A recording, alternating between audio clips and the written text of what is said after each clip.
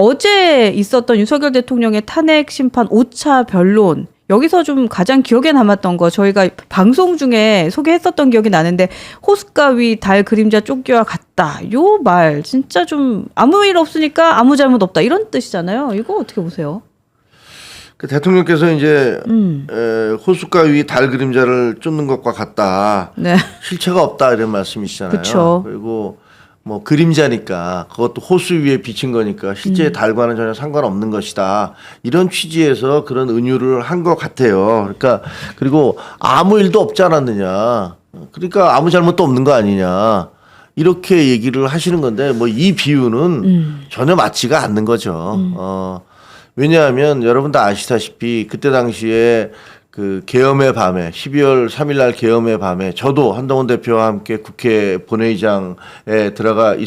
그 앞에 저는 휴게실에 있었고 그 앞에 있었습니다만 그때 당시에 계엄군들이 유리창을 깨고 물밀듯이 밀려 들어왔거든요. 네. 그것을 그 로텐도 홀에 있던 제가 보니까 한 500명 가까이 되더라고요. 500명 가까이 되는 보좌관, 기자들, 그 뭐 여야 할 것 없이 뭐 이런 사람들이 다 막아낸 거예요. 그 막았더니 경찰들도 사실은 보면 그때 계엄군들도 네. 별로 그렇게 진압하고 싶은 생각이 없는 거야. 아니 왜냐면 다 긴가민가? 시민이잖아요. 아, 그렇죠. 긴가민가. 예, 이거 뭐야? 이거 적군도 아니고 북한도 아니고 이거 우리 시민들을 내가 진압을 해? 그것도 그러나 국회 안에 들어가서 네. 굉장히 이 사람들이 주저주저 했던 게 분명해요. 그리고 바깥에서는 경찰들도 있었고 이 경찰들이 그 의원들이 담 넘어가는 걸 사실은 멀뚱멀뚱 쳐다만 보고 있었거든요. 이거 잡고 싶은 생각이 별로 없는 거야. 이거 내가 잡는 게 옳지가 않은 건데 이거는 이미 한동훈 대표가 메시지를 통해서 그렇죠. 이거 불법한 계엄입니다라는 얘기들이 계속 언론에 나가고 있었던 건데 그러니까 경찰들도 막기가 싫은 거죠. 그래서 의원들이 막 넘어갔어요. 길거리에서는 어떤 일이 벌어졌냐 하면은 그 총 들고 나와 있는 그 계엄군한테 시민들이 카메라, 핸드폰 들고 막 얼굴을 찍으면서 반란군 하면서 그랬죠. 찍으니까 네. 이 계엄에 출동한 사람들이 다 고개를 돌리면서 사진을 안 찍히려고 아니 나 역사의 죄인이 되기 싫어. 네. 뭐 이런 모습들이 연출이 됐거든요. 그러니까 이런 것들 때문에 계엄이 실패를 한 거예요. 그러니까 대통령께서는 자꾸만 2시간짜리 내란이 어딨냐라고 주장을 하고 그렇죠. 그런 비상계엄이 어딨냐고 하는데 비상계엄을 실패하려고 한 게 아니잖아요. 그러니까 본인은 계속 이쪽 변호인들 주장은 뭐냐면 내가 실패하려고 계엄을 했다. 우리가 실패하려고 비상계엄을 했다라고 주장하는데 그게 논리적으로 말이 안 된다는 거는 아마 중학생만 돼도 알 거예요. 아니, 그럼요. 다 알죠. 근데 어저께 보면 계속해서 증언을 이제 그런 뉘앙스를 계속해서 가지고 가신다라는 생각이 들었고 홍장원 차장 여러분도 어제 계속 멋있었다, 뭐 남자다웠다 이런 얘기 하시는데 근데 홍장원 차장의 이제 대질신문 과정에서 좀 나오는 얘기가 이런 얘기들이 있어요. 그러니까 정치적인 사상 문제로 경질을 논의했던 사람이다 이런 발언을 그 윤석열 대통령 직접 하기도 하고 그리고 그 윤석열 대통령 측 변호인도 경질 전까지 민주당 의원들하고 전화한 사실 있지 않냐 뭐 이런 압박을 하기도 하고 이렇더라고요. 그 홍장원 차장에 대해서는 저도 좀 취재를 해봤어요. 아, 그래요? 그러니까 홍장원 차장이 그 국회에 와서 12월 6일이군요. 12월 6일 날 국회에 와서 이제 그 있었던 일들을 정보위에 다 공개를 하고 난 다음에 네. 그랬더니 대통령이 바로 경질을 그 이전에 사표를 냈을 때 사표를 내라고 그래서 사표를 냈는데 그 내라고 한 이유는 그 이번에 계엄 사태에서 제대로 협조를 안 했다라고 그래서 잘린다고 생각하는 게 홍장원 차장의 주장이고 그렇죠. 국정원의 주장에서는 얘가 민주당하고 내통했다라고 주장하는 건데 그 제가 좀 이따 말씀드릴게요. 네. 그렇게 해서 사표를 반려를 했다가 그렇게 사표를 받았는데 그 12월 6일 날 아침에 그 한동훈 대표가 이러이러한 문제가 있다고 발표를 하니까 갑자기 사표가 반려가 돼요. 이 사람에 대한 사표가 그렇죠. 네. 반려가 되면서 왜냐하면 이 사람이 나가서 이것을 그 확인해 줄까 봐 그렇게 생각이 되어져요. 근데 이거 반려를 했다가 그 12시 무렵에 홍장원 차장이 국정원에서 바로 국회로 와서 이 사실을 증언을 해보니까 몇 시간 전에 반려했던 사표를 다시 수리를 해요. 이런 어떤 우여곡절이 있었던 그것도 거거든요. 사실 좀 웃겼죠. 웃기는 네, 얘기였어요. 웃겼죠. 근데 이 홍장원에 대해서 얘가 좌파다. 이 얘기가 있고 난 다음부터 얘가 좌파였다라고 주장하는데 네. 아시다시피 홍장원은 육사 그 대표 화랑 출신이에요. 육사를 졸업했고 대표 화랑이라는 것은 육사생도 중에서 가장 그 국가관이 투철하고 그리고 똑똑한 사람을 임명하는 게 대표 화랑이잖아요. 아주 쉽게 얘기하면 국가관이 투철하고 잘 나가는 그런 군인이었고 이 홍장원 차장의 아버님도 제가 알기에는 해군 장성이 해군 출신이에요. 아, 해군 그래요? 장교였어요. 그래서 어린 시절을 진해에서 군인과 함께 성장을 했고 그래서 본인도 육사를 갔던 그런 사람이죠. 아, 그랬군요. 그러니까 이런 사람이 무슨 뭐 좌파다라고 얘기를 주장하는 것도 어불성설인데 이 이유가 뭐냐면 계엄이 다 끝난 다음에 홍장원 차장이 국정원장한테 그 조태영 국정원장한테 그렇게 얘기했다는 거예요.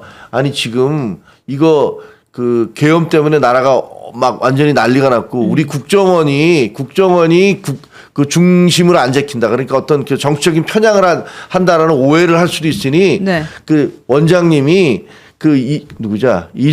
이재명 대표한테 전화를 걸어서 국정원은 정치적 중립이다라고 얘기를 해주시죠. 이렇게 얘기를 했다는 거예요. 네, 네. 그랬더니 이거를 근거로 해서 얘는 좌파다. 야, 그렇게 이어지는 거군요. 이렇게 주장을 하는 거예요. 아. 그리고 국정원 출신에 보면 국정원 출신이었다 국회의원이 된 사람들 있잖아요. 네, 네, 있죠. 김병기 뭐 이런 사람들이 네. 있으니까 이름 제가 확실히 기억을 못 하겠는데 그런 분들이 있으니까 너 그런 애들하고 그 이전에 만난 적 있지. 그러니까 너 좌파야라고 주장을 하는 건데 네. 그러면 국정원 출신에 있던 사람이 민주당으로 가면 그 사람 좌파인 겁니까? 아니 민주당에 분명히 저희가 비판하기에 주사파 출신 너 주사파 아니냐라고 의심이 되는 그런 사람들도 있고 너 진짜로 친부 종북주의자 아니냐라고 생각이 드는 사람이 네. 있어요. 그런 사람들도 있고 저희도 비판을 하긴 하지만 그렇다고 그래서 그러니까 그 국정원에 있던 사람이 민주당에 갔다 그래서 그 사람은 그 빨갱이가 되고 국정원에 있던 사람이 국민의힘에 오면은 그 사람은 애국추사가 되고 그건 아니지 않습니까? 그렇죠.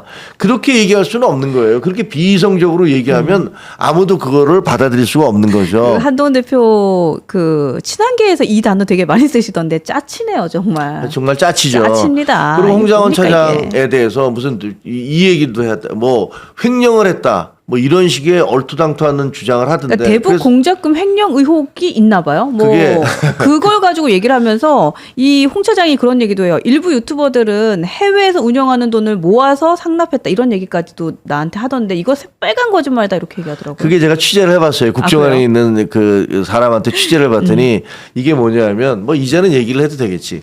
홍장원 차장이 블랙 요원으로 활동을 했어요. 블랙이라는 것은 쉽게 얘기하면 언더에서 드러나지 않은 채로 방첩 활동을 간첩들 잡으려고 노력하는 걸 홍콩에서 그걸 했어요. 홍콩에서.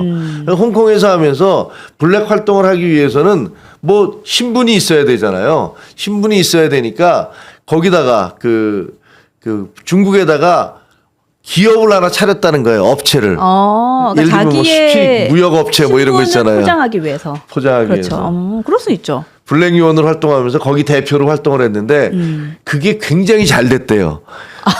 그게 잘 돼서 돈을 많이 버는 거야. 아니 경영에도 뛰어나신 분이셨네요. 돈을 많이 벌었어. 그렇군요. 벌었는데 돈을 막 그래서 사업을 하다가 벌고 있었는데 갑자기 국정원에서 국정원장이 바뀌면서 누구야 박근혜 전 대통령 때 네? 바뀌면서 그런 이 사람을 갑자기 오라고 소환을 한 거예요. 그러니까 이 사람이 그냥 다른 준비 없이 오면서 그 사업체를 다른 사람한테 물려주고 그냥 자기가 들어온 거야. 그런데 그 업체가 5년 뒤엔가 뭐 망했다는 거예요. 5년 뒤엔가 하여튼 몇 년이 지난 다음에 잘 못 됐대요. 그러니까 그거를 놓고서 그 업체를 망하게 했으니까 네가 돈 빼돌려서 그 업체 망하게 한 거지. 아니, 뭐 인간관계가 라고 주장을 전혀 하고 없잖아요. 있다는 겁니다. 그 경영도 잘하셨던 분이네. 멋있네요. 어떤 분이 그러니까 무빙의 조인성 같아요. 이런 얘기도 하시고, 뭔가 진짜 영화 같네요. 그러니까 이게 그런 얘기니까 거기에 대해서 제가 알기에는 적어도 제가 취재한 바는 그렇습니다. 그래서 그런 부분들에 대해서 이 정말 사람이 목적을 위해서는 수단과 방법을 가리지 않는다는 것은 과거부터 공산주의자들의 일반적인 특징이었잖아요. 네, 네. 정말 내가 목적이 정당하니까 이 무슨 짓을 하든 뭐 내가 인민재판을 해서 사람들을 죽이든 말든 그런 건 신경 안 쓴다라는 게 그런 게 그 공산주의자들의 목표인데 행태였고 우리가 그걸 그렇게 비판해 왔는데 요즘 저희 우파 진영에서도 우리 우파 진영에서도 자신들의 목적을 위해서는 수단과 방법을 가리지 않고 상대방을 비난하고 비판하는 그리고 가짜 뉴스를 아무렇지도 않게 만드는 이런 파렴치한 사람들이 이제 그 횡행하고 있습니다. 물론 이제 우리 뉴스 엔진에 오는 그 시청자 여러분들은 모두가 다 합리적이고 이성적인 보수라고 그렇죠. 저는 생각을 해요. 너무 자랑스럽습니다. 그리고요, 누가 저쪽에다가 뭐 덤블링가 뭐 저분 계속 오시자마자 맨날 가발 얘기하시잖아요. 저분이 김종혁 전 최고위원 좋아하는 것 같아요. 그러니까 저 스토킹하는 것 같은데. 그러니까요. 좋으면 좋다고 해요. 우리 그냥. 쪽에요. 우리 시청자 여러분 저 신경 쓰실 거 없습니다. 그냥 우리 거기 분탕질 치려고 하는데 그것도 전략인데 거기에 뭐 하려고 그 신경을 쓰세요. 이왕에 와서 그럴 거면 좋아요나 좀 누르고 해주세요. 나갈 거면 좋아요 누르고 나가주세요. 고맙습니다. 저희가 오늘 이 얘기도 좀 해볼게요. 어제 사실 그 탄핵 심판에서 저는 가장 좀 인상 깊었던 장면 중에 하나가 마이크 뺏기는 거 혹시 보셨어요? 그것도 이제 어제 좀 뭐가 말이 꼬인 거죠. 그러니까 어저께 그 자세히 살펴보면 이진우 수방사령관의 말이 막 꼬이는 게 보이잖아요. 그러니까 나는 형사재판을 받고 있으니까 얘기를 안 하겠다. 근데 어저께 말씀드렸듯이 이게 생각을 해보세요. 이 사람들은 내란 주요 종사 혐의자로 인정이 되면 그렇죠. 형량이 어마어마하잖아요. 그렇죠. 그러니까 어떻게 해서든지 벗어나야 돼요. 단순 가담자나 혹은 나는 그냥 명령에 의해서 움직였을 뿐 나는 아무런 죄가 없다. 자기 보호하려는 마음은 이해가 가죠. 그렇죠. 이게 바로 이렇게 어떻게 나온 이진우, 여인영 이 두 사람이 내세운 전략이잖아요. 그렇죠. 두 사람 다 나는 그냥 지시를 받아서 했을 뿐이지 나는 모른다. 명령받고 했을 뿐이다. 그리고 여인영, 이진우인가 여인영 그 사람이 그렇게 얘기하잖아요. 아니 대통령이 법률 전문가 아니냐. 검찰총장 출신이고. 그러니까 그 대통령이 했던 지적을 지시를 내가 위법한 것이라고 어떻게 생각할 수 있었겠냐. 이렇게 주장을 하는 거니까 이거는 제가 보기에는 전략상 이해가 돼요. 근데 이진우 수방사령관이 그 이전에 검찰에서 했던 주장. 그러니까 총을 쏴서라도 문짝을 부수고 들어가라라고 대통령이 지시하셨습니다라고 했던 것을 그걸 부인하잖아요. 그런 그렇죠. 얘기 들은 적 없습니다라고 얘기를 해요. 근데 왜 자기 진술을 번복을 하냐면 보세요. 한쪽으로는 나는 대통령이 지시를 했기 때문에 아무것도 모르고 그냥 명령에 따랐을 뿐입니다. 그게 위법하다는 생각은 해본 적이 없습니다.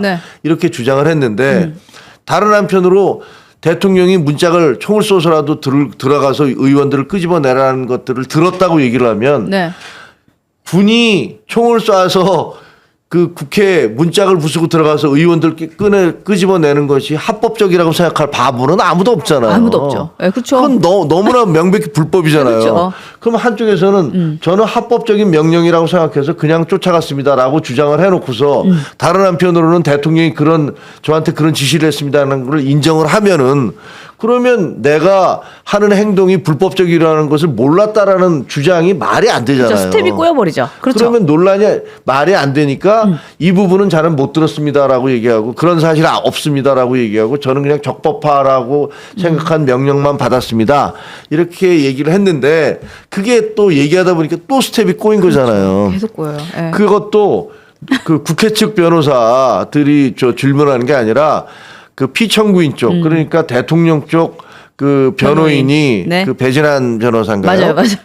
그분이 아마 헌법재판소 연구관 출신일 거예요. 그래요? 제가 확실히 아마 그렇게 기억을 하고 또 있어요. 좋으신 분이 왜 그러셨을까? 근데 이분이 얘기를 하면서 아니 대통령한테 전화 받았던 게 몇 차례 있었는지 기억 못 한다는 게 말이 됩니까? 막 그렇게 얘기를 하다가 그 대통령이 군 투입하라고 그 무장 투입해서 하라는 거 아니라는 건 뭐 기억 못하냐고 막 이렇게 얘기를 하니까 맞아요. 다그치니까. 이분이 얘기를 하다가 대통령과 제가 총 안 들고 들어갔다라는 네. 얘기는 보고를 드렸다. 네. 이런 그 말씀 얘기를 다 한 드렸어요. 거예요. 이렇게 얘기를 한 거예요. 아니 국회에 들어가라는 얘기를 명령을 들은 적이 없다라고 얘기를 했는데 대통령한테 무장은 하지 않고 들어갔다. 그러니까 실탄이 없이 들어갔다는 얘기겠죠. 그쵸. 네. 뭐 그런 걸 보고를 했다면 이 두 개가 말이 안 맞잖아요. 안 맞죠. 또 나는 대통령으로부터 국회에 들어가라는 얘기를 그 지시를 받은 적이 없다라고 얘기를 했는데 대통령과 통화를 하면서 들어갔습니다. 무장은 뭐 없이 들어갔습니다라고 얘기를 했다면 그거는 그 이전에 지시를 받았으니까 들어갔을 거 아니에요. 그렇죠. 자기 그러니까 스스로 들어가지는 않았을 거 아니에요. 이게 너무 웃기는 게 또 국회 측 변호인 단에 의해서 말한 게 아니에요. 거기서는 계속 저는 그 답변을 드리기 어려운 거 양해해 주십시오. 제안합니다. 답변 제안합니다. 이러다가 윤석열 대통령 측 변호인이 다그쳐서 그래서 결국에는 그 윤석열 대통령 측 변호인이 그 같은 변호사가 마이크를 그냥 뺏어 버려요. 그러니까요. 네, 그 영상 한번 보고 가실래요? 있어요? 네네. 이 마이크를 그러니까 네, 마이크를 대통령 집회하는데 마이크 우리 다 편 한번 보세요. 의네 이거 우리 편 맞아 이러면서 마이크를 확 뺏어 버려요. 다른 그 군인들의 증언은 왔다 갔다 하고 있어요. 왔다 갔다 하고 검찰에서 한 증언, 그 다음에 국조특위에서 한 증언, 그리고 이쪽 헌법재판소에서 한 증언이 왔다 갔다 하고 그 중에서 이제 그 곽종근 특수전 사령관만 일관되게 얘기를 하고 있는데 어제 국조특위에 나와서 일관된 증언을 하더라고요. 그렇죠. 네. 누가 봐도 이분들이 굉장히 자기의 어떤 혐의나 자기 어떤 불법 행위로 인한 형량 이런 것들 때문에 굉장히 걱정을 하고 있구나. 그래서 사실 그것도 이해가 돼요.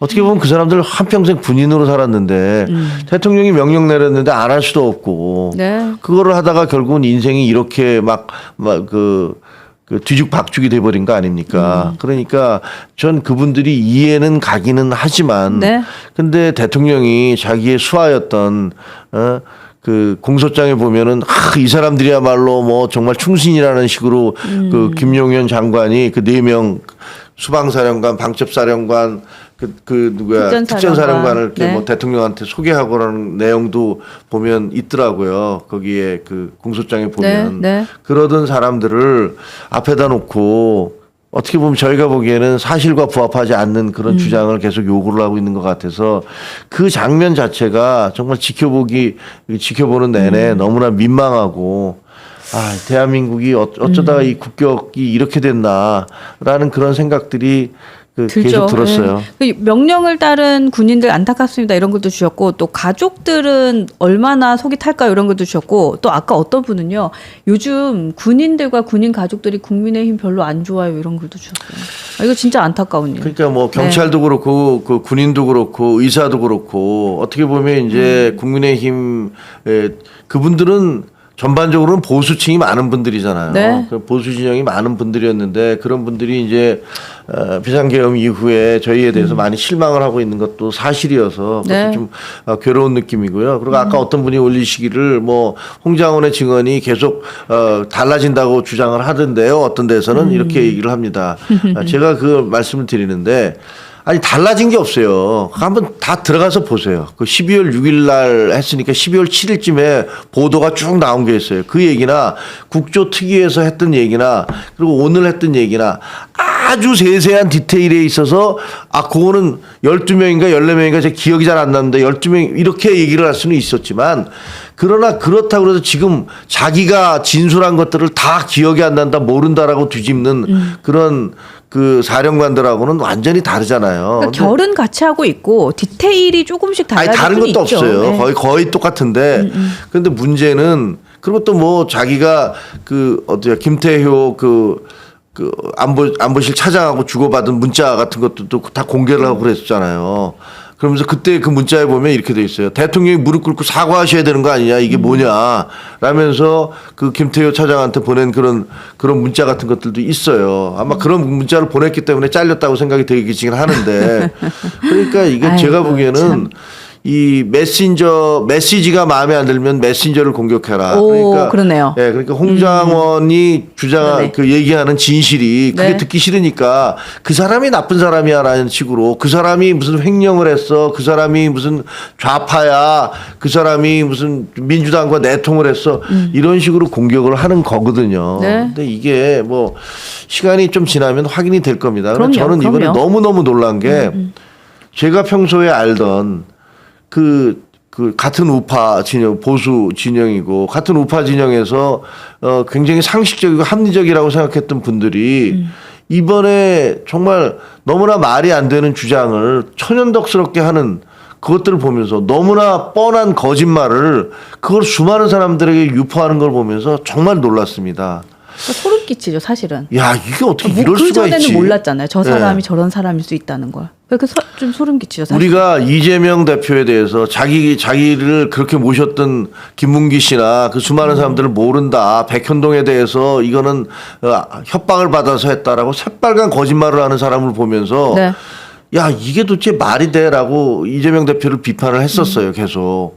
그런데 우리 진영 내에서 그렇게 비판하던 분들이 자기와 관련된 일이 생겨나니까 똑같이 그런 거짓말을 하는 거예요.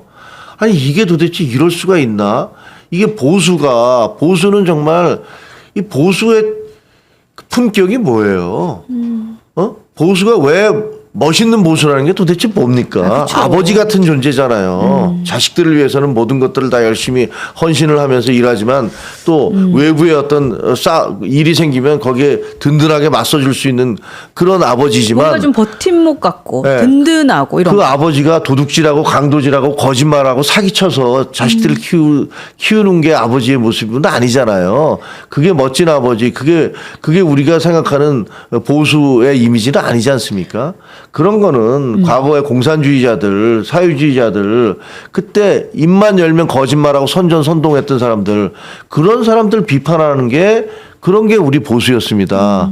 그런데 우리 보수가 지금 이제 거꾸로 그런 사람들 닮아가고 그런 사람들의 새빨간 거짓말에 기초한 선전, 선동 이런 것들을 아무렇지도 않게 한다면은 그럼 우리는 보수라고 할 수가 없는 거죠. 우리는 우리가 비판하던 그 공산주의자들, 그 사회주의자들, 그리고 그 히틀러 같은 파시스트들과 하나도 다를 게 없는 거예요. 그래서 이런 부분들에 대해서 뭐 우리 저 시청자 여러분들 보면 뭐 그런 부분에 대해서 진짜 제대로 된 상식적인 비판을 해주고 계세요. 그래서 네, 정말 네. 감사하게 생각을 해요. 고맙습니다. 여러분들도 계속해서 이제 그런 얘기들을 주시더라고요. 상식적이었으면 좋겠다라는 글도 주시고 품위가 좀 있었으면 좋겠다 이런 글도 주시고 김종영님 멋지다 이런 글도 아이, 주셨습니다. 뭐.